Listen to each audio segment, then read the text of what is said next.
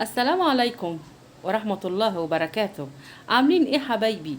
اخباركم ايه؟ الدنيا عسل والله وانتوا فيها. اجمل حاجة في الدنيا اللي حبايبي موجودين معايا، روحي معايا موجودة. ربنا يديكم الصحة والعافية ويبارك في ولادكم يا رب.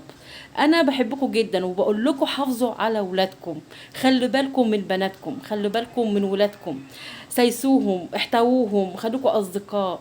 بلاش المجادفة معاهم، بلاش تمنعوهم من كل حاجة، كده العيال يكرهوا كل حاجة وهيزهقوا الدنيا.